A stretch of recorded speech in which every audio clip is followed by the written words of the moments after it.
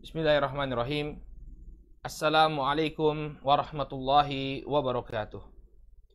Innal hamdalillah nahmaduhu wa nasta'inuhu wa nastaghfiruh wa na'udzu billahi min shururi anfusina wa min sayyiati a'malina. May yahdihillahu fala mudilla lahu wa may yudlil fala hadiyalah. Asyhadu an la ilaha illallah wahdahu la syarika lah wa asyhadu anna Muhammadan abduhu wa rasuluh sallallahu alaihi wa ala alihi wa sahbihi wa man ittaba'a hudahu ila yaumiddin, amma ba'd. Ikhwan fiddin, saudaraku kaum muslimin yang semoga senantiasa dirahmati oleh Allah.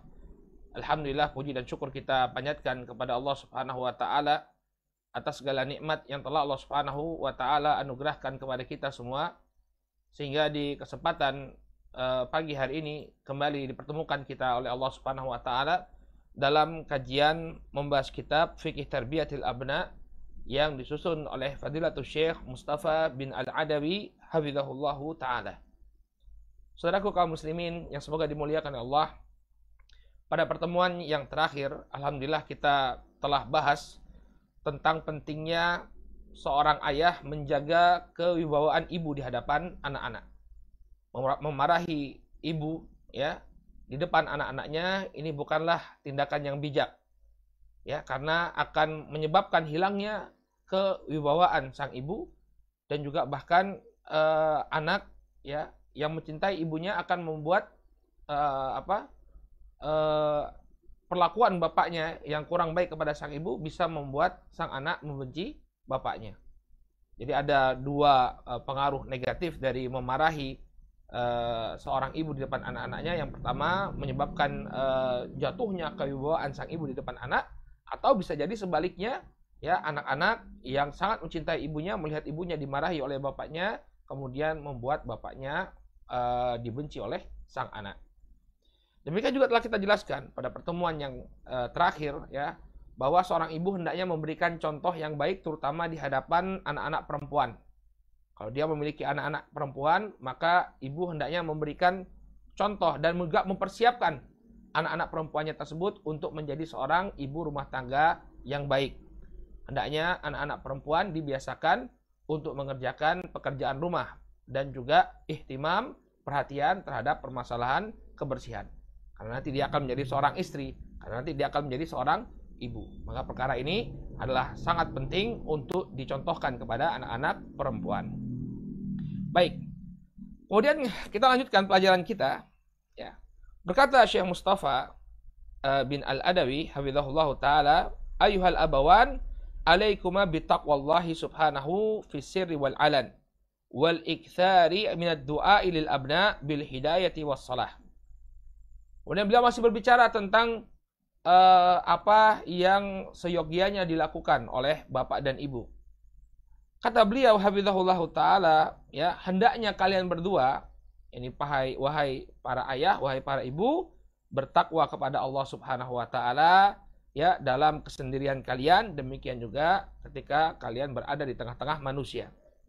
Jadi takwa Allah bukan hanya ketika kita berada di tengah-tengah manusia, tapi juga ketika kita berkesendirian. Demikian juga hendaknya, ya. Nah, kenapa beliau memerintahkan untuk bertakwa? Karena takwa ini merupakan wasilah dari Allah Subhanahu wa taala bagi kita untuk mendapatkan solusi dari berbagai macam permasalahan yang kita hadapi. Ya, takwa ini kunci kita keluar dari segala macam permasalahan. Ini perlu kita ketahui, saudaraku kaum muslimin yang dimuliakan oleh Allah. Di dalam Al-Qur'an Allah Subhanahu wa taala menjanjikan, "Wa may yattaqillah yaj'al lahu makhraja wa yarzuqhu min haitsu la yahtasib." Barang siapa yang bertakwa kepada Allah Subhanahu wa taala, maka Allah Subhanahu wa taala akan berikan kepadanya jalan keluar. Ya, tidak sampai di situ, wa yarzuqhu min haitsu la yahtasib. Dan Allah Subhanahu wa taala akan berikan dia rezeki dari arah yang tidak dia sangka-sangka. Makanya penting sekali bagi para orang tua untuk melazimi takwa Allah, untuk senantiasa dia bertakwa kepada Allah Subhanahu wa taala. Ketika dia menghadapi permasalahan terhadap anak-anaknya, maka solusinya adalah takwa Allah. Bertakwa kepada Allah, maka niscaya Allah akan berikan jalan keluar baginya. Ya, bahkan dalam setiap permasalahan. Solusi kita apabila kita menempuh kesulitan, ya, masalah adalah takwa Allah. Barang siapa yang bertakwa kepada Allah, Allah pasti akan berikan kepadanya jalan keluar. Qala wal iktsari minad du'a lil abna. Dan hendaknya kalian, wahai para orang tua, wahai para ayah, wahai para ibu, memperbanyak doa untuk kebaikan sang anak. Ya.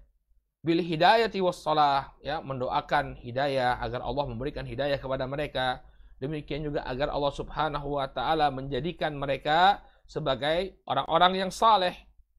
Fa innallaha yataqabbalu minal muttaqin wa yastajibu lil muttaqin.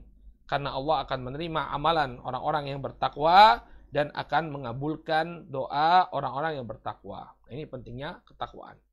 Takwa ini merupakan modal kita dalam menghadapi permasalahan dan modal kita pula agar doa kita dikabulkan oleh Allah Subhanahu wa taala. Baik. Qala Subhanahu wa taala innama yataqabbalullahu minal muttaqin. Ya, hanya saja Allah Subhanahu wa taala itu menerima dari orang-orang yang bertakwa, baik itu amalan maupun doa mereka. Ya.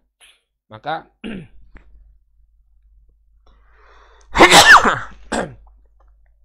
alhamdulillah. Maka doa orang yang bertakwa, maka amalan orang yang bertakwa akan diterima oleh Allah Subhanahu wa taala. Demikian juga doa orang yang bertakwa akan dikabulkan oleh Allah Subhanahu wa taala. Wa qala subhanahu wa qala rabbukum ud'uuni astajib lakum. Demikian juga Allah Subhanahu wa taala berfirman, dan wa qala rabbukum, dan Rabbmu telah mengatakan, ud'uuni astajib lakum. Berdoalah kalian kepadaku, maka niscaya aku akan kabulkan doa kalian. Ya. Sehingga orang tua, ya, dia ketika membaca ayat-ayat ini dia mendoakan kesolehan anak-anaknya, mendoakan kebaikan untuk anak-anaknya. Jangan lupa untuk senantiasa mendoakan mereka. Baik. Wa qala subhanahu, demikian juga Allah Subhanahu wa taala berfirman, "Idza sa'alaka 'ibadi 'anni fa inni qarib, ujibu da'watad da'i idza da'an." Demikian juga Allah mengatakan, apabila hambaku bertanya kepadamu tentangku, maka sesungguhnya aku dekat. Aku mengabulkan doa orang-orang yang meminta apabila mereka bermunajat kepadaku. Ya, ini janji dari Allah Subhanahu wa taala ketika seseorang dia berdoa, apalagi dia adalah seorang yang bertakwa, ya, menjauhi dirinya dari makan makanan yang haram, dari harta-harta yang haram, ya, maka doanya akan dikabulkan oleh Allah Subhanahu wa taala. Maka orang tua hendaknya senantiasa mendoakan anak-anaknya dengan kebaikan. Ya. Dan perlu kita perhatikan juga masalah kehalalan harta yang kita konsumsi, karena ini akan berpengaruh kepada terkabulnya doa kita. Banyak orang tua yang tidak peduli, ya, dengan harta yang mereka konsumsi, yang dia dan anak-anaknya konsumsi. Ya, ini akan berpengaruh kepada terkabulnya doa kita. Salah satu penghalang doa itu terkabul adalah masuknya harta yang haram, ya, ke dalam tubuh kita. Ya, mungkin sudah pernah kita sampaikan sebuah hadis dari Abu Hurairah radhiyallahu anhu. Nabi bercerita tentang seseorang, ya, yutilu safar ash'ad akbar yabuddu yadahi ila sama. Ada seorang laki-laki yang dia dalam keadaan berada dalam perjalanan yang jauh. Kemudian ash'ad akbar, ya, kusut, kemudian berdebu. Ya, rambutnya berdebu, tubuhnya berdebu, pakaiannya kusut. Kemudian apa? Yamuddu yadahi ila sama. Dia angkat tangannya ke atas langit. Ya Rabbi, ya Rabbi. Dia sanjung Allah Subhanahu wa taala, dia panggil dengan ucapan wahai Rabbku, wahai Rabbku. Ya, yang harusnya kata para ulama, doanya ini dikabulkan oleh Allah. Sudah dalam keadaan safar, perjalanan jauh, kemudian dia sangat membutuhkan pertolongan Allah, kemudian dia angkat tangannya, ya, lalu dia pun memuji Allah Subhanahu wa taala, memanggil Allah dengan panggilan ya Rabbi, ya Rabbi. Harusnya doanya terkabulkan. Namun kata Rasulullah SAW, wa mal'amuhu haram, ya, wa mashrabahu haram, wa mabasuhu haram, wa ghuriya bil haram, fa anna yustajabu lidzalik. Akan tetapi makanannya haram, minumannya haram, ya, pakaiannya haram, kemudian dia tumbuh dari zat yang haram, fa anna yustajabu lidzalik. Maka bagaimana mungkin doanya akan dikabulkan? Auzubillah. Makanya Ustaz, kami sudah meminta kepada Allah agar dianugerahi anak yang soleh, kenapa tidak dikabulkan? Mungkin kita perlu melihat kepada harta-harta kita. Ya, mungkin ada di antara harta yang masuk atau makanan yang masuk, ya, ke tubuh kita dapati dari harta yang haram. Ya. Jadi ini pesan beliau agar orang tua itu banyak-banyak mendoakan kebaikan kepada anak-anaknya. Di waktu-waktu yang mustajab ya, untuk Bapak ya, antara adzan dan iqamah, doakan anak-anak kita.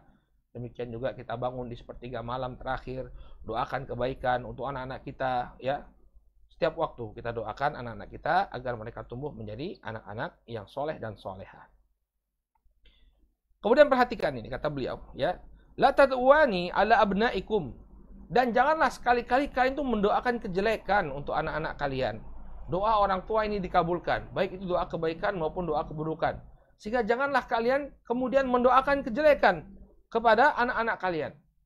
Nah, ini sering terjadi ya di tengah-tengah orang tua, terutama ketika mereka marah, ketika mereka melihat sesuatu yang tidak mereka sukai dari anak-anak mereka. Apa yang mereka lakukan? Mereka doakan kejelekan, mereka doakan kecelakaan kepada anak-anak mereka. Maka yang demikian ya tidak boleh dilakukan oleh para orang tua.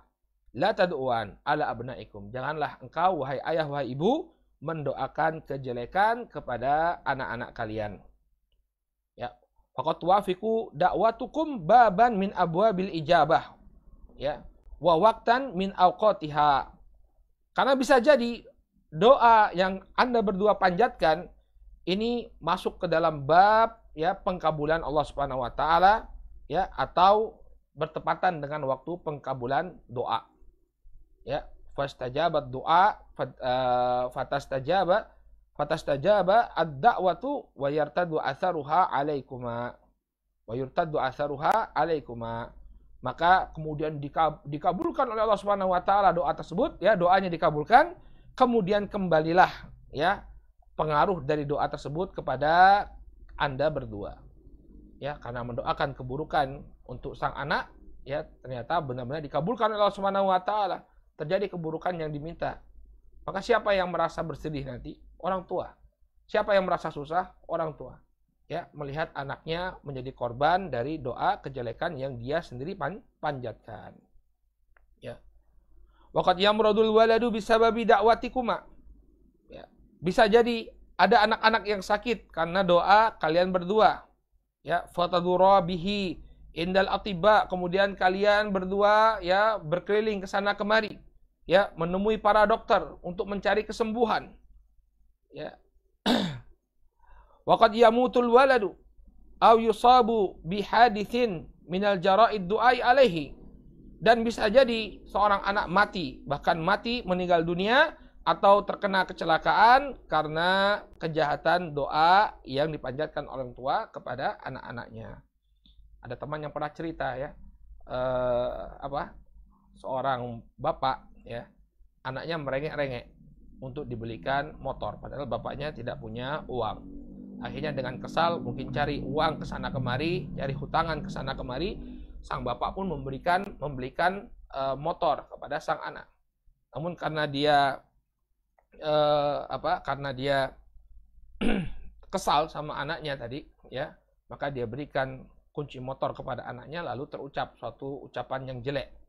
Dia katakan, pakai ini sampai mati ya, atau semoga kamu pakai ini sampai mati. Ya. Maka kemudian dikabulkan oleh Allah Subhanahu wa taala apa yang dia inginkan. Ya, ketika anaknya keluar, ya, motornya baru dipakai keluar, kemudian ditabrak mobil, mati anaknya. Ya, ini ada sebagian teman yang bercerita seperti ini ya. Pas ketika saya menjelaskan bab ini, dia cerita ya tentang kebenaran apa yang disampaikan oleh Syekh, bahwa doa orang tua itu baik kebaikan maupun keburukan akan dikabulkan oleh Allah Subhanahu wa taala. Maka hati-hati. Ya, fatajniyani thamarotad da'wah ya mararatan wa hasratan, maka kalian pun akan mendapatkan buah dari doa kalian itu berupa kepedihan dan kerugian.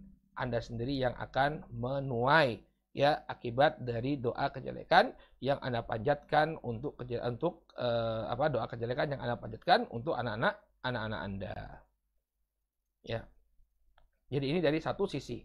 Kenapa kita tidak boleh mendoakan kejelekan kepada sang anak? Karena kalau itu bertepatan ya dengan waktu dikabulkannya doa, maka kita sendiri yang akan merasa kecewa, kita sendiri akan merasa bersedih, kita yang akan merasakan kepedihannya. Kemudian sisi lain, Ya, kenapa kita tidak boleh mendoakan keburukan kepada sang anak? Ya. Wa hadza fadlan amma fi du'aikuma ala abna min mukhalafati li hadyi nabiyikum sallallahu alaihi wasallam.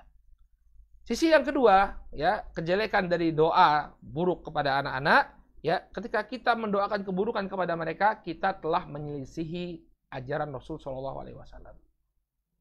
Ya, ini sisi lain dari doa kejelekan. Jadi bukan hanya kita akibatnya akan buruk pada diri kita, namun dengan mendoakan kejelekan untuk anak-anak kita, kita telah menyelisihi ajaran Nabi kita Muhammad sallallahu alaihi wasallam. Kenapa? Faqad qala alaihi salatu wassalam, la tad'u ala anfusikum wa la tad'u ala auladikum wa la tad'u ala amwalikum. Nabi sallallahu alaihi wasallam melarang, janganlah kalian mendoakan kejelekan atas diri-diri kalian. Janganlah kalian mendoakan kejelekan atas anak-anak kalian. Dan janganlah kalian mendoakan kejelekan atas harta-harta kalian.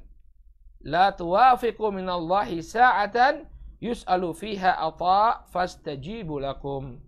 Jangan sampai, ya, doa kalian atau ketika kalian berdoa ini bertepatan dengan waktu di mana Allah Subhanahu wa taala mengabulkan doa, fastajibu lakum, maka kemudian Allah kabulkan apa yang menjadi permintaan kalian. Naudzubillah.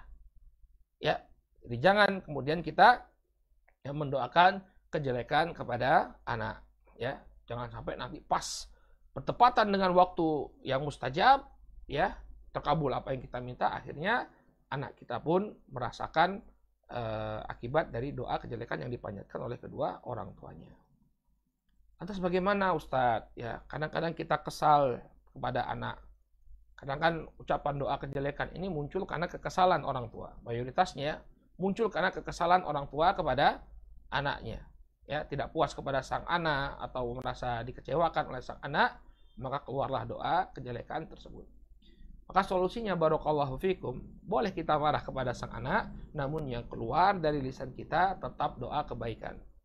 Satu hal yang kami dapati dari orang-orang Arab, ya, ketika kami belajar di Yaman, mereka kalau marah kepada anaknya, marah seperti kita marah, akan tetapi ucapan yang keluar dari lisannya itu adalah doa.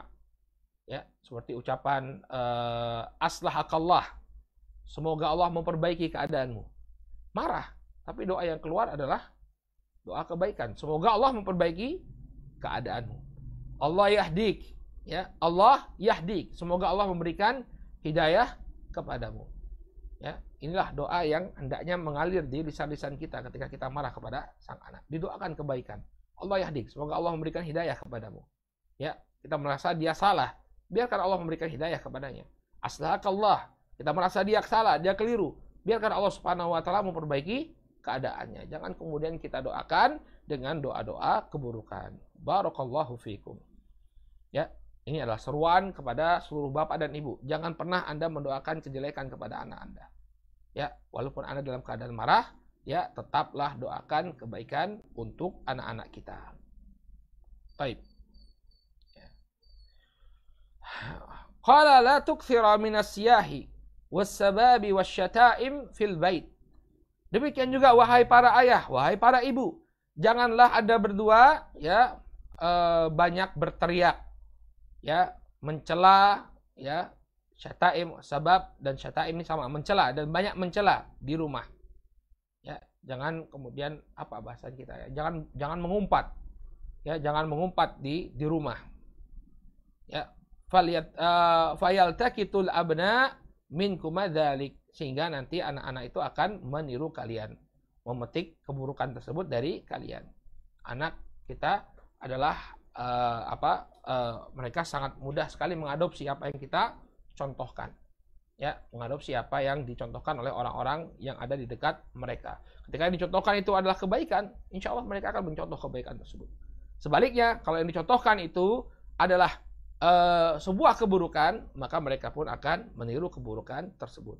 Ya, terutama masalah lisan. Anak-anak yang sering mendengar orang tuanya mengaji, ya, dia akan ikut melantunkan kalamullah. Anak-anak yang melihat orang tuanya berzikir, dia juga ikut akan berzikir, ya. Nah, kalau misalnya orang tuanya suka mengumpat, suka mencela, suka membentak, anak-anak pun akan ikut. Makanya di salah satu sesi tanya jawab ada yang bertanya ke saya, Ustadz, kenapa ya anak-anak saya itu suka teriak-teriak? Baik, kemudian saya tanya, mohon maaf sebelumnya, apakah Bapak dan Ibu di rumah juga suka teriak-teriak, mengangkat suara ketika berbicara? Iya Ustadz, ya sudah, jawabannya Anda sendiri tahu. Dari mana dia mendapatkan ilmu tadi? Ya, mendapatkan ilmu teriak-teriaknya tadi dari siapa? Ini dari bapak dan ibunya. Ya, sehingga hendaknya kita menjaga lisan kita di hadapan sang anak. Ya, demikian juga jangan ringan tangan. Udah, jangan ringan tangan. Kalau kita ringan tangan, ya anak pun akan ikut. Ya, misalnya sang kakak, anak kita yang pertama, kita ringan tangan. Nanti dia ringan tangan juga kepada adiknya. Ya, tapi bersikap bijaklah kalau ingin memberikan hukuman. Kalau kita ringan tangan, kemudian suka membentak, nanti sang kakak meniru dan itulah yang akan dia jadikan perlakuan kepada adik-adiknya. Karena bapaknya suka membentak, ya, dia merasa punya otoritas di hadapan adiknya, maka adiknya pun menjadi korban bentakannya nanti. Ya, jadi suasana di rumah nggak enak. Suasana di rumah nggak enak. Oleh karena itu orang tua jangan menjadi contoh buruk. Ya. Kemudian juga jangan sampai ada kontradiksi antara bapak dan ibu. Ini harus kompak. Ya, kalau bapak melarang sesuatu, ya, ibu pun harus ikut melarang. Demikian juga sebaliknya. Kalau ibu melarang sesuatu, bapak juga harus ikut melarang.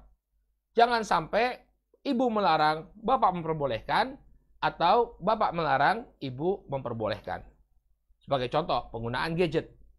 Ya, ibunya wanti-wanti, jangan main gadget, murojaah dulu. Terus bapaknya bilang, nggak apa-apa, main. Ya, kontradiksi.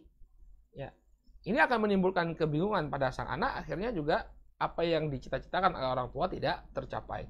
Makanya perlu ada penyelarasan visi dan misi. Ya, manfaatkan waktu-waktu kita berdua dengan pasangan kita itu untuk menyelaraskan visi dan misi kita. Pak, gimana ini kebijakan kita berdua tentang gadgetnya si fulan anak kita? Ya, apakah kita berikan bebas atau ada waktunya atau seperti apa? Harus ada keselarasan, jangan kemudian tidak ada kekompakan. Ibu memperbolehkan, ya, kemudian ayah tidak mengizinkan. Ya, misalnya main, apakah boleh main ke tetangga? Ibunya bilang nggak boleh kamu main ke tetangga. Bapaknya bilang nggak apa-apa, biar kamu bergaul. Harus ada kesepakatan terlebih dahulu. Karena kalau tidak ada kesepakatan, maka akan muncul kebingungan dan kerancuan pada sang anak. Ini yang ingin diingatkan oleh beliau. Ya. Qala la tuhadditsani wa tunaqud ya, la tuhaditsani tanaqudan amama al-atfal wa tadaruban fil ara. Janganlah kalian itu mengungkapkan, menampakkan tanaqud, kontradiksi di hadapan sang anak. Wa tadarub, dan pernyataan yang saling bertabrakan di depan anak, ya. Fil ara, dalam pemahaman kalian, ya, dalam ide kalian. Jangan kemudian kalian ungkapkan perbedaan ini di hadapan anak-anak. Waqad ta'til ta'murul walada bi amrin, yaitu ibunya datang kemudian memerintahkan anak untuk melakukan sesuatu. Wa ya'murul ab bi khilafihi. Adapun bapak kemudian memerintahkan untuk melakukan sesuatu yang menyelisih perintah sang ibu, ya. Misalnya itu tadi, ya. Ibunya bilang, "Sana kamu main sama tetangga, anak tetangga." Terus bapaknya bilang, jangan main sama anak tetangga. Ya. Jadi ibunya nyuruh, bapaknya melarang. Atau yang sebaliknya. Apa akibatnya? Fayaqul waladu fil hayrati wal ittirab. Maka sang anak pun terjatuh pada kebingungan dan kerancuan. Siapa yang harus saya ikuti? Ya, bapak melarang, ibu memerintahkan. Ya. Fawahhida amrakuma ala kitabi rabbikuma wa ala sunnati nabiyyikuma Muhammad sallallahu alaihi wasallam.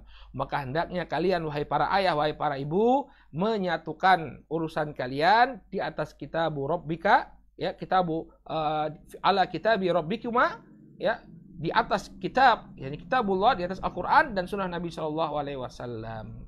Wa aidan ala nafi' lil waladi fi dinihi wa dunya. Demikian juga kalian satukan pendapat kalian, ya, pada perkara-perkara yang memberikan manfaat kepada anak-anak kalian di dunia, ya, baik itu untuk agama maupun dunianya. Makanya kita itu ya pasangan suami istri itu harus sering-sering ngobrol, harus sering-sering berbicara, ya. Jangan kita sampai ya WA-an sama teman itu lebih intensif daripada obrolan kita dengan pasangan kita. Ini satu hal yang keliru. Ya, saya juga kadang-kadang heran ya. Sudah susah-susah cari istri kok kemudian lebih asik dengan orang lain ya. Harusnya istri itu kan dimanfaatkan. Artinya apa? Kita habiskan waktu kita bersama dia, sama-sama membicarakan masalah-masalah yang kita hadapi dalam mengurus anak. Ya, satukan visi misi kita, satukan pendapat kita, ya, bermusyawarah. Kemudian setelah kita mendapatkan suatu hasil, terapkan kepada anak-anak kita sehingga anak-anak kita nggak rancu. Ya, bapak ibunya nggak kompak, bapaknya melarang, ibunya menyuruh, atau bapaknya menyuruh, ibunya melarang. Masya Allah, ini adalah seruan yang sangat luar biasa dari Syekh Mustafa bin Al-Adawi, hafizahullahu ta'ala. Ya. Jadi beliau mengingatkan kita beberapa hal. Yang pertama, untuk senantiasa bertakwa kepada Allah. Kemudian yang kedua, senantiasa mendoakan kebaikan kepada sang anak. Kemudian jangan contohkan ucapan-ucapan yang buruk atau suara-suara yang tinggi di hadapan anak, karena mereka akan menirunya.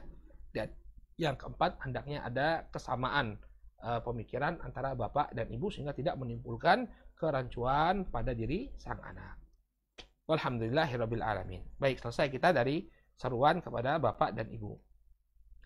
Qala, kemudian beliau melanjutkan pembahasan baru ini. Ya, agar anak-anak itu diajari adab di hadapan orang yang lebih tua. Nah, ini juga adab, salah satu adab-adab Islami, bahwa anak-anak itu hendaknya menghormati atau bersikap sopan dan santun di hadapan orang tua. Tidak kemudian melangkahi orang yang lebih tua. Ya. Qala wayan bagi. Nah, ini sebenarnya cocok dengan adat kita di timur ya. Beda dengan di barat. Di barat itu kurang respeknya kepada orang yang lebih tua.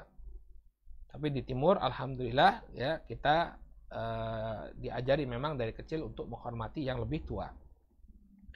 Qala wayan bagi an yu'allima ar-rajulu auladahu at-ta'adduba ma'al kibar wa yu'arrifuhum bi huquqil kibar. Maka sudah selayaknya ya para orang tua itu mengajarkan anak-anaknya bagaimana beradab, bagaimana etika kepada orang-orang yang lebih tua, wa yu'arrifuhum bi huquqil kibar, dan memperkenalkan kepada mereka ya apa yang menjadi hak-hak orang yang lebih tua. Sawa'un ikhwanuhu al-kibar am ghairuhum min kibarisin. Sama saja ya, orang yang lebih tua di sini apakah itu saudaranya atau yang bukan saudaranya dari kalangan orang-orang yang lebih tua. Ya. Falil kabiri haqqun. Maka orang yang lebih tua, barakallahu fikum, ini memiliki hak. Orang yang lebih tua ini memiliki hak. Sebentar, saya ambil cas-casan.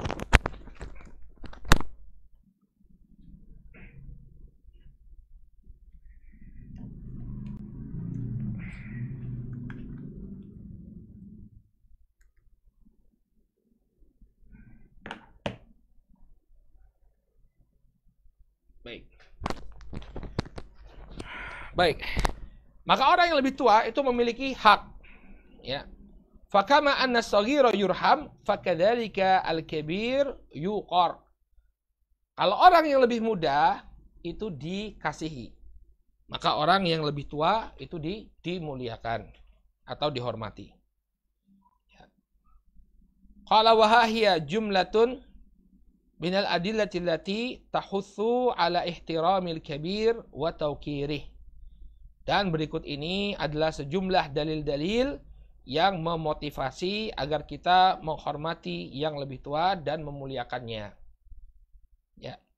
Jadi Islam itu ajaran yang sempurna. Ya, tidak hanya mengatur bagaimana hubungan kita dengan Allah Subhanahu wa taala, akan tetapi juga mengatur bagaimana hubungan kita dengan sesama. Untuk orang yang lebih tua, ya, hendaknya kita menunaikan hak mereka untuk dihormati dan dimuliakan. Dalil-dalilnya yang pertama, ya, hadis yang diriwayatkan oleh Al-Imam Ahmad, ya, demikian juga diriwayatkan oleh Al-Imam Al-Bukhari dalam kitab Al-Adabul Mufrad. Qala Rasul sallallahu alaihi wasallam, Rasul sallallahu alaihi wasallam bersabda, laisa minna man lam ya'rif haqqa kabirina wa yarham shaghirana. Bukanlah termasuk golongan kami, kata Rasul sallallahu alaihi wasallam, ya, orang-orang yang tidak mengetahui hak orang-orang yang lebih tua, dan juga dia tidak merahmati orang-orang yang lebih muda. Jadi bukan dari golongannya Nabi alaihi salatu wasallam. Ini merupakan peringatan yang sangat serius, ya. Nabi sallallahu alaihi wasallam mengatakan laisa minna, bukan termasuk golongan kami. Ya. Apakah dia dimaksudkan bahwa orang yang melakukan ini kafir? Jawabannya tidak. Hanya saja ini menunjukkan bahwa perkara ini adalah perkara yang harus diseriusi. Ya, bukanlah termasuk dari golongan kami orang yang tidak mengetahui hak, ya, orang-orang yang lebih tua dan tidak merahmati orang-orang yang lebih muda. Ini dalil yang pertama. Kemudian dalil yang kedua, hadis yang dikeluarkan oleh Al-Imam Al-Bukhari, ya, secara mu'allaq, kemudian qad wasallahu Abu Awana. Mu'allaq itu artinya tanpa sanad, ya. Jadi Al-Imam Bukhari hanya membawakan hadis tapi tidak membawakan sanadnya. Namun sanadnya, kata Al-Hafidh, ya, telah disambung oleh Abu Awanah dalam kitab sahihnya dari Muhammad bin Ishaq, ya, As-Saghani dan yang selainnya, dan juga dikeluarkan oleh Al-Imam Muslim. Wa Nabi sallallahu alaihi wasallam mengatakan, arani atasawwaku bisiwak. Kata Nabi sallallahu alaihi wasallam, suatu ketika aku melihat diriku berada dalam mimpi, ya, atasawwaku bisiwak. Dalam mimpi itu aku bersiwak dengan sepotong kayu. Faja'ani rajulan ahaduhuma akbar minal akhar. Maka kemudian kata Nabi alaihi salatu wasallam, aku didatangi oleh dua orang laki-laki. Salah seorang di antara mereka lebih tua daripada yang lainnya. Fanawaltu as-siwakal asghar minhuma. Maka aku berikan kayu siwak kepada yang lebih muda di antara mereka berdua. Jadi dalam mimpi Nabi Shallallahu Alaihi Wasallam mimpi bersiwak, ya, sedang memegang kayu siwak, kemudian ada dua orang datang. Nabi berikan kayu siwak itu kepada yang lebih muda. Fakilali, maka kemudian dikatakan kepadaku, kabir, ya, kabir, yang lebih tua terlebih dahulu. Nah, jadi ada yang menegur beliau ditegur, hendaknya kau berikan kepada yang lebih tua terlebih dahulu. Fadafa'tuhu ilal akbar minhuma. Maka kemudian kayu siwak itu aku berikan kepada yang lebih tua di antara mereka berdua. Baik, ya. Nah, ini menunjukkan bahwa apa? Orang yang lebih tua itu hendaknya mendapatkan prioritas. Sering kita ketika acara makan, ya. Acara makan ini adab yang sering dilupakan oleh anak-anak muda. Misalnya acara makan, di sana ada yang tua, ada yang muda, ya, ada yang berilmu, ya, ada yang lebih berilmu, ya, dari kalangan para asatidzah dan yang semisalnya, ya. Kemudian tuan rumah mempersilakan makan. Maka bangkitlah anak-anak muda ini, terburu-buru mereka langsung kemudian mengambil makanan terlebih dahulu. Ini suatu hal yang keliru, ya, mengisi adab Islam. Harusnya yang lebih tua terlebih dahulu, ya. Harusnya yang lebih tua terlebih dahulu. Ya, demikian juga yang berilmu. Nanti kita akan dapatkan di sini asar dari Ibnu Abbas bagaimana beliau memperlakukan Zaid bin Thabit. Ya, Zaid bin Thabit adalah penulis wahyunya Rasul sallallahu alaihi wasallam. Beliau yang mengumpulkan Al-Qur'an menjadi satu mushaf. Ya, dihormati sedemikian rupa oleh Abdullah bin Abbas. Padahal Abdullah bin Abbas adalah sepupunya Rasul sallallahu alaihi wasallam. Ya. Sehingga yang berilmu terlebih dahulu, kemudian yang tua terlebih dahulu yang dipersilahkan. Jangan kemudian anak-anak muda ini langsung dia merangsek, ya. Kalau misalnya mereka mengatakan tunggu sebentar, ya kita tunggu. Ya, kita tunggu. Misalnya mereka lagi ada yang sedang berbicara, tunggu. Ya, ini namanya adab. Kecuali kemudian mereka mempersilahkan. Tafadhol antum duluan, yang anak muda duluan, ya, karena kita lagi ada pembicaraan. Nah, jadi masalah. Tapi kalau misalnya langsung dia nyelonong, ya, nyerobot, langsung ambil makanan terlebih dahulu, sehingga nanti makanan yang tersisa, apalagi makannya banyak, nggak ada yang disisakan, ya, yang disisa misalnya tulang-tulangnya. Nah, ini termasuk kurang adab, ya. Dan saya melihat sering kali terjadi seperti itu, ya. Anak-anak muda tidak punya etika, ya, maunya duluan. Yang demikian adalah suatu hal yang keliru. Nah, kita ajarkan kepada anak-anak kita, nak, kalau kamu makan, ya dahulukan yang tua terlebih dahulu. Misalnya makan, ada bapaknya, ada ibunya, ya, siapa yang ngambil nasi duluan misalnya? Persilakan bapaknya dulu, ya, kemudian ibunya, kemudian kakaknya, ya, kamu yang paling mungkin ya terakhir. Ini etika yang diajarkan dalam Islam. Dahulukan orang yang lebih tua. Ya kan? Penting bagi kita untuk belajar etiket seperti ini ya, belajar adab seperti ini. Dahulukan yang lebih tua. Ya. Ini dalil yang menunjukkan bahwa apa? Orang tua, orang yang lebih tua hendaknya diprioritaskan. Qala walamma jaa Huwaisah. Kemudian dalil yang ketiga, ya. Hadis yang ketiga, hadisnya ini diriwayatkan oleh Imam Al-Bukhari. Qala walamma jaa Huwaisah wa Muhayyisah. Ketika datang dua orang bersaudara, yang pertama namanya Huwaisah, ya, Huwaisah, ditasydid ya, Huwaisah. Yang kedua namanya Muhayyisah. Huwaisah ibn Mas'ud dan Muhayyisah ibn Mas'ud. Datang mereka berdua kepada Rasulullah SAW, wa dhahaba Muhayyisah yatakallam. Kemudian Muhayyisah langsung membuka pembicaraan. Maka ditegur oleh Nabi SAW karena Muhayyisah ini lebih muda daripada kakaknya. Siapa? Huwaisah. Maka Nabi mengatakan kabir kabir. Nah, yang lebih tua dulu, yang lebih tua dulu, kata Nabi SAW. Yuridu sin, yang dimaksud di sini adalah yang lebih tua usianya. Fatakallama Huwaisah. Kabir kabir maksudnya ini kan yang besar, bukan yang besar badannya, bukan, tapi yang lebih besar usianya, yang lebih tua usianya. Fatakallama Huwaisah, thumma takallam Muhayyisah. Barulah setelah ditegur oleh Nabi SAW, Huwaisah berbicara terlebih dahulu, baru kemudian Muhayyisah ikut berbicara. Tapi yang dulu didahulukan akhirnya siapa? Huwaisah. Jadi kasusnya disebutkan ceritanya cukup panjang. Mereka berdua ini memiliki seorang saudara, saudaranya itu diduga dibunuh oleh orang Yahudi. Maka mereka melapor kepada Nabi SAW. Ketika itu Muhayyisah memulai duluan. Padahal Nabi tahu Huwaisah yang lebih tua. Maka ditegur oleh Nabi SAW. Huwaisah terlebih dahulu. Kabir kabir. Ya, yang lebih tua, ya, yang ngomong terlebih dahulu. Nah. Wala yutaqaddam as-saghir bil hadits qabla al-kabir. Maka janganlah orang yang lebih muda ini memulai pembicaraan daripada yang lebih tua, kecuali kalau memang diizinkan, ya, dipersilahkan terlebih dahulu. Ya, misalnya yang lebih muda ini lebih fasih bicaranya. Ya, lebih teratur pembicaraannya. Kemudian yang tua mengatakan, antum aja deh yang bicara duluan. Ya, nggak jadi masalah. Tapi kalau dia tidak diizinkan, tidak ada izin terlebih dahulu, maka kembali ke hukum asal, yang tua didahulukan. Ya. Qala wa fi sahihain. Kemudian dalil yang keempat, dalam as-sahihain, dalam Sahih Al-Bukhari dan Muslim, aidan min hadithi Ibnu Umar, ya, juga dari hadisnya Ibnu Umar radhiyallahu anhuma, qala, beliau mengatakan. Ini hadisnya sering kita ulang ya. Hadis tentang pertanyaan Rasulullah SAW tentang sebuah pohon. Apa pohon yang menyerupai orang yang beriman? Ya, sudah pernah kita jelaskan waktu bab memberikan pujian kepada anak. Baik.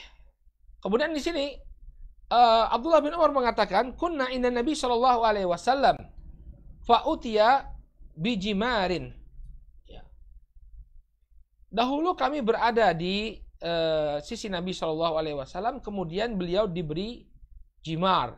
Ini jimar nakhlah. Jimar ini bagian tengah pohon kurma, ya, yang sangat lembut, dan ini bisa dimakan. Ya, kalau bahasa, nggak tahu kalau bahasa Indonesianya apa ya, umbut. Kalau bahasa kami di Bangka itu umbut. Ya, kelapa itu ada umbutnya kan. Kalau orang Jawa bilangnya pondoh. Ya, pondohnya itu apa? Bagian tengah dari pohon itu yang kalau dibuka keluar itu biasanya kalau dimasak, ya, di lempah atau di sayur, wah itu enak sekali. Ya, pakai santan itu enak. Nah, kemudian Nabi Shallallahu Alaihi Wasallam didatangkan ke hadapan beliau umbut atau pondoh dari kurma. Kemudian beliau bertanya, Inna minasyajari syajaratan mathaluha kamathalil muslim. Sesungguhnya ada sebuah pohon, ya, di mana pohon tersebut, ya, permisalannya seperti permisalan seorang muslim. Fa'aradtu an aqula hiya nakhlah, maka aku ingin menjawab pohon itu adalah pohon kurma. Kemudian kenapa Abdullah bin Umar tidak ikut menjawab? Fa idza ana asgharil qaum, ya, fasakattu. Karena ketika itu aku adalah orang yang paling muda, maka aku pun diam, kata Abdullah bin Umar. Jadi memang ini sudah diajarkan oleh mereka, ya. Kalau orang yang lebih muda itu dia harus menunggu orang yang lebih tua. Kalau orang yang lebih tua belum berbicara, jangan bicara. Maka ketika Abdullah bin Umar, ya, ketika Abdullah bin Umar melihat orang yang lebih tua tidak berbicara, maka beliau tidak berbicara terlebih dahulu. Padahal beliau tahu jawaban dari pertanyaan Rasul Shallallahu Alaihi Wasallam tadi adalah pohon kurma. Fasakatu, maka aku pun diam. Qala Nabi Shallallahu Alaihi Wasallam hiyan nakhlah. Kemudian Nabi SAW mengatakan bahwa pohon tersebut adalah pohon kurma. Syahid dari hadis ini bahwa Abdullah bin Umar tidak berbicara karena beliau yang lebih muda. Ada orang-orang yang lebih senior daripada beliau tidak ikut berbicara, maka beliau pun diam. Qala, kemudian dalil selanjutnya, ya, wa bi sahih Muslim min hadithi Samurah bin Jundub. Ya, disebutkan dalam sahih Muslim dari hadisnya Samurah bin Jundub radhiyallahu anhu, beliau mengatakan, laqad kuntu ala ahdi Rasulillah sallallahu alaihi wasallam gulaman fa kuntu ahfad, ya, fama yamna'uni minal qawli illa annaha huna rijalan hum asannu minni. Ya. Kata Samurah bin Jundub, saya hidup di masanya Rasul sallallahu alaihi wasallam. Ya, ketika Nabi SAW masih hidup, saya masih muda, saya masih anak-anak. Fakuntu ahfad, dan aku menghafal hadis-hadis beliau. Jadi banyak hadis yang dihafalkan oleh Samurah bin Jundub. Ya, beliau masih muda atau bahkan masih anak-anak ketika Rasul sallallahu alaihi wasallam masih hidup, sehingga banyak hadis yang beliau dapatkan. Qala fama yamna'uni minal qaul illa annaha huna rijalan hum asannu minni. Dan tidaklah ada yang mencegahku untuk menyampaikan hadis tadi, melainkan di sana ada sekelompok orang yang lebih senior daripadaku. Ya, jadi Samurah bin Jundub dia tidak kemudian menyampaikan itu. Kenapa? Ada yang lebih berhak untuk menyampaikannya. Orang-orang yang lebih senior daripadaku itu lebih banyak. Biarkan mereka yang berbicara. Saya masih muda. Toh nanti akan datang saatnya, ya. Orang yang tua ini kemudian meninggal dunia, yang menggantikan adalah yang lebih muda. Akan ada saatnya. Tapi sekarang, ya, ada orang-orang yang lebih tua usianya, maka biarkan mereka yang menyampaikan hadis Rasul Sallallahu Alaihi Wasallam. Ya, ini bentuk penghormatan kepada yang lebih tua. Wa qala sallallahu alaihi wasallam yusallimus saghiru 'alal kabir. Demikian juga Nabi sallallahu alaihi wasallam, ya, dalam hadis yang diriwayatkan oleh Imam Al-Bukhari, beliau mengatakan hendaknya yang lebih muda ini memberikan salam kepada yang lebih tua. Ya, hendaknya yang lebih muda, ya, memulai memberikan salam kepada yang lebih tua. Jadi ini adab memberikan salam, ya, yang lebih muda memberikan salam kepada yang lebih tua. Baik. Terus bagaimana? Apakah kita harus merunduk-runduk kepada orang yang lebih tua? Jawabannya nggak boleh, ya. Nggak boleh kemudian merunduk-runduk. Kalau Anda mengangguk saja sebagai bentuk isyarat penghormatan, assalamualaikum, kemudian mengangguk, maka nggak jadi masalah. Tapi kalau sampai merunduk-runduk, yang demikian telah warid larangan dari Rasul Shallallahu Alaihi Wasallam. Ya, dahulu dalam hadis yang diriwayatkan oleh Imam Tirmidzi, Rasul Shallallahu Alaihi Wasallam bertanya, ya Rasulullah, ar-rajulu minna yalqa akhahu aw sadiqahu ayan hanilahu. Ada Nabi SAW pernah ditanya, wahai Rasulullah, seseorang di antara kami ketika dia bertemu dengan teman atau saudaranya, apakah kemudian dia perlu membungkukkan diri? Maka kata Nabi SAW, la, jangan. Ya, Nabi melarang untuk membungkukkan diri. Kalau sekedar mengangguk saja nggak jadi masalah, memberikan isyarat anggukan. Ya, monggo Pak, monggo Bu, kalau di Jawa, ya. tapi nggak perlu kemudian sambil merunduk-runduk.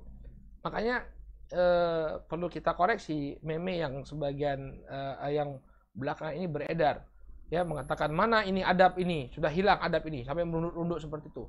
Tidak seperti itu juga ya, karena ada larangannya dari Nabi alaihissalam merunduk-runduk seperti itu di hadapan orang, walaupun itu di hadapan orang yang lebih tua, ya. Nah, kecuali kalau memang misalnya di jalan, ya, dia ingin membuka jalan sehingga terpaksa dengan tangannya dia taruh ke bawah untuk agar isyarat, sebagai isyarat agar orang memberikan jalan, ya, ini beda lagi. Jadi dia bukan untuk merunduk dalam tujuan untuk memuliakan seseorang, tapi untuk isyarat, untuk membuka jalan. Yang demikian tidak mengapa, insya Allah. Baik, tapi kalau merunduk-runduk dalam bentuk menghormati, yang demikian telah warid larangannya dari Rasul Shallallahu Alaihi Wasallam. Ya, makanya itu bukan budayanya Islam, ya. Misalnya diambil dari budaya kayak budaya Jepang atau budaya Korea, ya, budaya Korea, ya. Yang seperti ini juga perlu kita perhatikan. Anak-anak diikutkan bela diri, kemudian sekre dulu dia di hadapan senseinya, ya, kok seperti itu, ya, yang demikian dilarang dalam Islam, ya. Maka jangan cari bela diri yang mewajibkan seperti itu. Ya, ada kawan-kawan yang sudah mengerti, ya, mereka membuka dojo-dojo yang yang tidak lagi mempraktekkan praktek kehormatan yang berlebihan seperti itu, ya. Nah, anak-anak kita masukin ke sini saja. Tapi kalau misalnya dia harus merunduk-runduk seperti apa yang dilakukan oleh orang-orang kafir, ya, maka hendaknya kita larang. Baik. Jadi menghormati orang yang lebih tua juga ada batasannya, tidak kemudian sampai melanggar syariat. Qala fali hadhihi al-ahadits wa li ghairiha yujiru bil ab ay yu'allima auladahu as-sighar ihtiram al-kibar. Ya, maka dari hadis-hadis ini dan juga hadis-hadis lainnya, ya, sangat penting bagi seorang bapak untuk mengajarkan anak-anaknya yang masih kecil untuk menghormati yang lebih tua, ya. Wa min ghairihim, demikian juga menghormati yang selain mereka. Jadi selain menghormati kakak-kakaknya maksudnya, ya. Hendaknya orang tua mengajarkan anak-anaknya untuk menghormati kakak-kakaknya, demikian juga orang lain yang lebih tua daripada mereka. Wa khasatun idza tafawatul asnanuhum, ya, bi suratin akbar. Terutama apabila usia mereka terpaut jauh. Makin tua orang tersebut, makin berjarak usianya dari kita, maka hendaknya semakin kita hormati. Ya. Fakullama kana fariqus sin akbar istada'a dzalika ihtiraman wa tabjilan aktsar. Maka semakin jauh beda usia kita dengan orang tersebut, maka yang demikian lebih menuntut kita untuk menghormati, ya, dan memuliakannya. Wal yakumis sigharu ala khidmatil kibar. Demikian juga hendaknya yang lebih muda memberikan pelayanan kepada yang lebih tua. Nah, ini juga di antara etika yang diajarkan dalam Islam, ketika ada suatu forum, maka yang memberikan pelayanan itu adalah yang muda. Yang muda kemudian memberikan pelayanan kepada yang lebih tua. Ya. Wa khassatan inda wujudi fariqin kabirin, ya, fisin. Terlebih lagi kalau adanya perbedaan usia yang sangat jauh. Inda istita'ati as-saghir al-qiyam bil khidmati kadzalik. Demikian juga ketika yang muda ini memang mampu untuk melayani yang lebih tua. Ya, misalnya ketika di forum, ya, menghidangkan makanan. Siapa yang membawa makanan kemudian mengedarkannya yang lebih muda. Siapa yang membawa nampan teh misalnya, ya. Jangan yang tua-tua yang kemudian menaruh teh tersebut untuk yang lebih muda. Kita yang berusia lebih muda, ini juga ibu-ibu penting, ya. Kalau misalnya kita dalam acara melihat ada bibi kita atau mak kita, ya, kemudian mereka yang mengitarkan minuman, ya, kita jangan kemudian ngobrol saja. Kita begitu melihat ada bibi kita, makcik kita, ya, bule kita yang ngusung minuman, langsung kita biarkan, saya aja bule, saya aja makcik, ambil. Kemudian putarkan itu ke tamu-tamu. Ya, jangan kemudian bibi kita yang lebih tua Ya, aib kalau kita melihatnya. Kalau di Arab sana itu mereka melihat ada orang tua seperti ini, aib, mereka langsung bangkit mereka. Ami, ya, utruk, ya, tinggalkan, biar kami saja, Ya, jadi mereka tahu hak orang tua. Nah, kalau bisa kita memberikan layanan kepada mereka, kita yang melayani mereka. Wa hadza adabun qad daraja alaihi salafun salih rahimahumullah. Dan ini merupakan adab yang sudah menjadi kebiasaan salafun salih ridwanullah alaihim ajmain. Ya, jadi yang muda melayani yang tua ini merupakan adab kebiasaan salafun salih ridwanullah alaihim ajmain. Lalu beliau berikan contoh bagaimana bentuk khidmah pelayanan orang yang lebih muda kepada orang yang lebih tua. Yang pertama kisahnya Anas bin Malik. Qala fa fi sahih Muslim min hadits Anas bin Malik radhiyallahu anhu. Dalam sahih Muslim dari hadisnya Anas bin Malik radhiyallahu anhu, beliau mengatakan, "Inni laqa'imun 'alal hayy ala umumati askihim min fadikhin lahum." Kata Anas bin Malik, ya, saya pernah melayani paman-paman saya. Askihim, ya, aku memberikan minum kepada mereka min fadikhin lahum, dari khamr, ya, dari khamr untuk mereka. Jadi ini sebelum diturunkannya ayat yang mengharamkan khamr. Jadi pengharaman khamr itu, ayat yang mengharamkan khamr itu turun di kota Madinah. Ya, dan itu secara bertahap. Pengharaman khamr yang pertama dikatakan bahwa dalam khamr ini ada kebaikan, ada keburukannya, akan tetapi keburukannya ini lebih banyak. Ya. Kita lihat bagaimana tadarruj, yakni bertahapnya turunnya sebuah syariat. Ya, di awal-awal tidak langsung diharamkan, karena yang namanya khamr ini dia mendarah daging, ya, di tengah-tengah bangsa Arab. Mereka tidak bisa hidup tanpa khamr di awal-awal dulu, ya. Ya. Kemudian maka disampaikan pertama kali turun ayat yang mengatakan bahwa khamr itu padanya ada kebaikan, ada keburukan, tapi keburukannya lebih banyak. Mungkin bertanya-tanya ini para pemirsa, apa kebaikan khamr itu? Ya, bagi bangsa Arab, khamr itu, ya, ketika orang dalam keadaan mabuk dia minum khamr, dia akan keluar kedermawanannya. Harta yang dia miliki dia bagi-bagikan kepada orang yang membutuhkan. Jadi dalam keadaan mabuk, sedekah dia. Makanya ada kebaikannya, tapi keburukannya lebih banyak. Kemudian naik lagi pada tingkatan yang kedua. Mereka dilarang untuk mendekati sholat dalam keadaan mabuk. Ya, jadi masih diperbolehkan minum khamr, tapi kalau sholat, ya, janganlah kalian mendekati sholat dalam keadaan kalian mabuk. Baru kemudian yang ketiga diharamkan secara mutlak, wajib untuk meninggalkan khamr. Nah, ini ketika ini, yakni hadis ini terjadi ketika khamr belum diharamkan. Maka Anas bin Malik menuangkan khamr bagi paman-pamannya. Bahkan ini adalah hadis yang menunjukkan mulainya pengharaman khamr. Ya. Wa ana asgharuhum bisin, wa ana asgharuhum sinnan.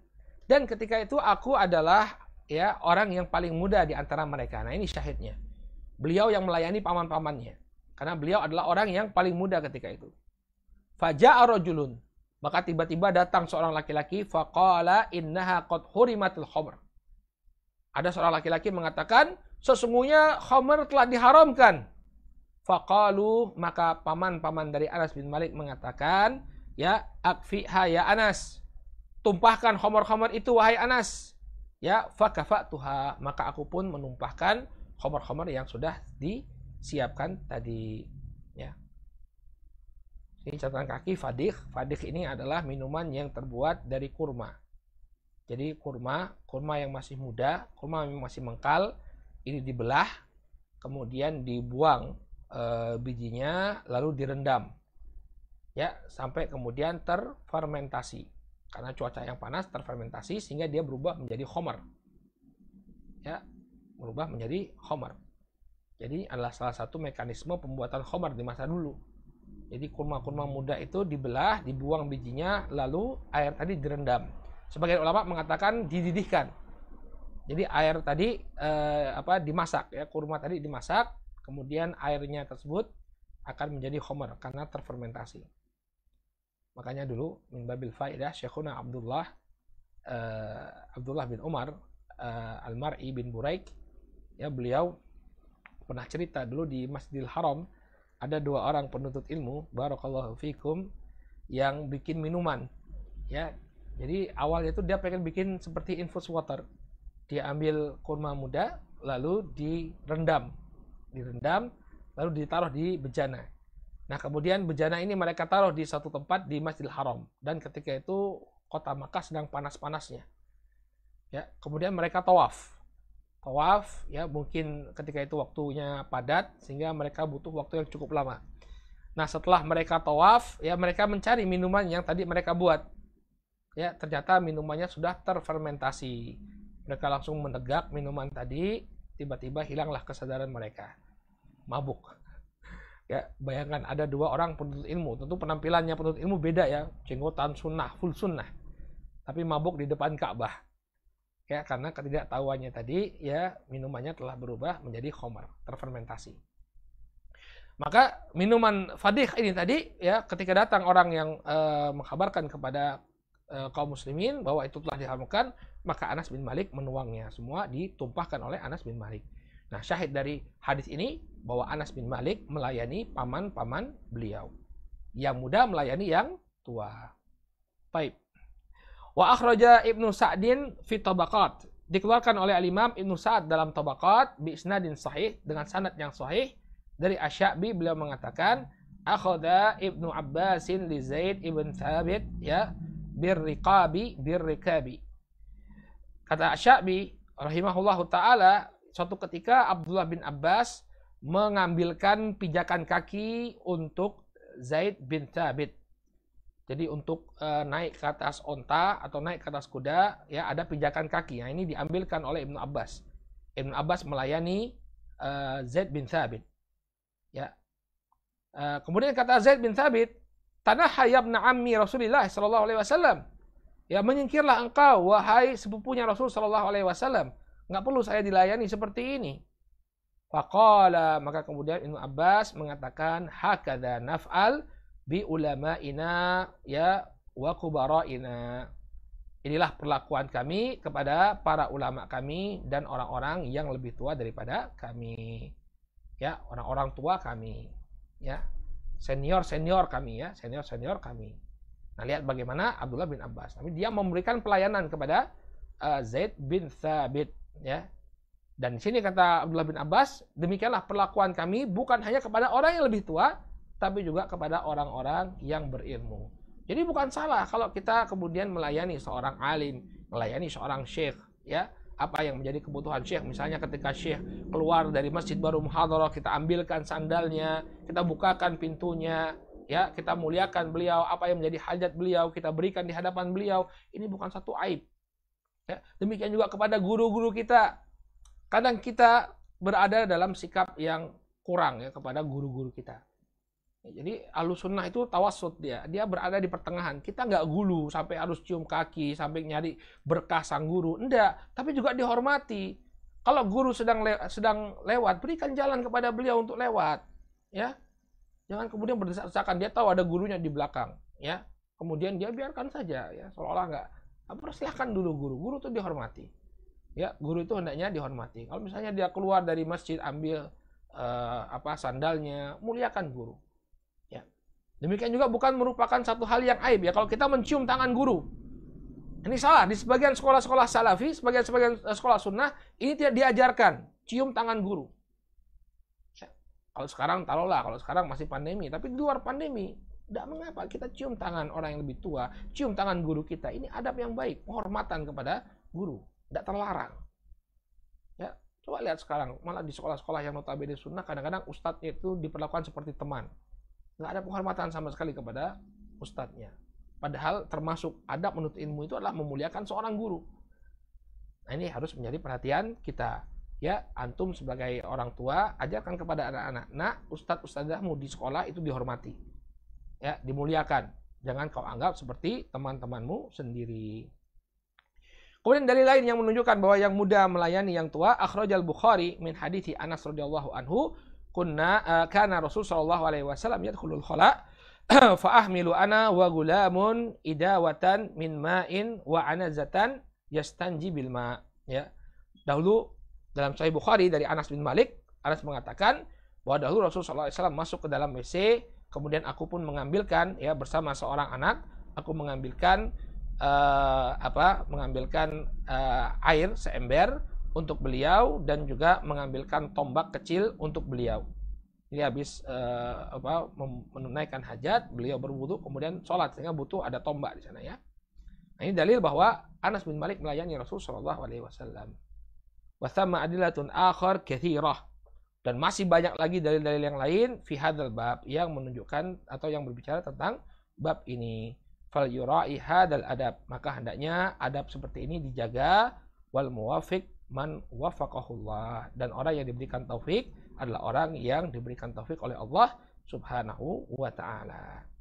Baik, ini kesimpulan dari apa yang kita sampaikan, hendaknya kita ajarkan kepada anak-anak kita untuk menghormati yang lebih tua, ya, dengan tetap memperhatikan batasan syar'i.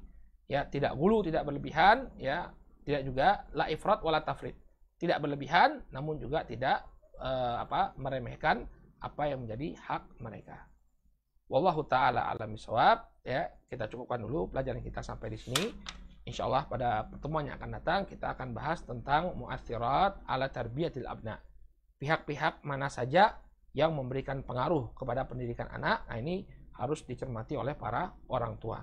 Jadi bukan hanya dia dan istrinya saja yang memberikan pengaruh terhadap pendidikan anak.